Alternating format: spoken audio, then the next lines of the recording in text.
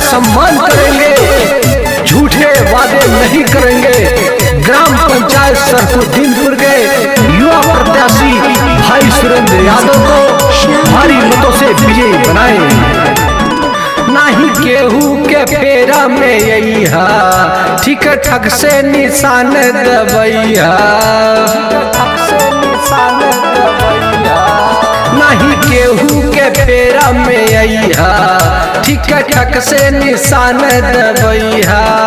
खूब लालच धरई है चाहे के तनो पोलई है, खूब लालच धरई है चाहे के तनो पोलई है। नहीं बतिया में आवे के बाद सुरेंद्र यादव के जितावे के बाद, नहीं के मुखिया बनावे के बाद। सुरेंद्र यादव के जितावे के बाद, नहीं के मुखिया बनावे के बाद।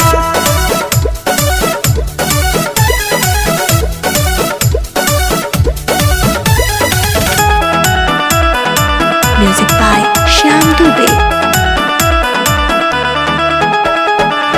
पहले जैसन अब नाही होई, भूख गरीबी से केहू न रोई। उन्हीं के ये सो वोट दियाई, केहू के कहला में आई न कोई, केहू के कहला में आई न कोई। हाँ पहले जैसन अब नाही होई, भूख गरीबी से केहू न रोई। उन्हीं के ये सो वोट दियाई, केहू के कहला में आवे न कोई। भैया राशन दिवई है सबके साथ निभैया, भैया राशन दिलई है सबके साथ निभैया। खा कसम ना भुलावे के बाद, सुरेंद्र यादव के जितावे के बाद, उन्हीं के मुखिया बनावे के बाद। सुरेंद्र यादव के जितावे के बाद, उन्हीं के मुखिया बनावे के बाद।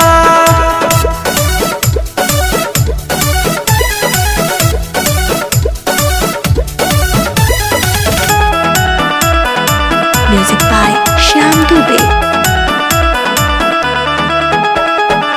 गाँवे गाँवे भैया रोड बनवाई है, सबके कॉलोनी आवास दिलई है। राइटर रंजीत कोहेल साचो, गंगा में चौमुख विकास करवाई है, गंगा में चौमुख विकास करवाई है। गाँवे गाँवे भैया रोड बनवाई है, सबके कॉलोनी आवास दिलई है। राइटर रंजीत कोहेल साचो, गंगा में चौमुख विकास करवाई है। ब्रिज भानुमत वाला कोहे मुखिया बनाला, ब्रिज भानुमत वाला कोहे मुखिया बनाला। इनका के जितावे के बाद, सुरेंद्र यादव के जितावे के बाद, उन्हीं के मुखिया बनावे के बाद। सुरेंद्र यादव के जितावे के बाद, उन्हीं के मुखिया बनावे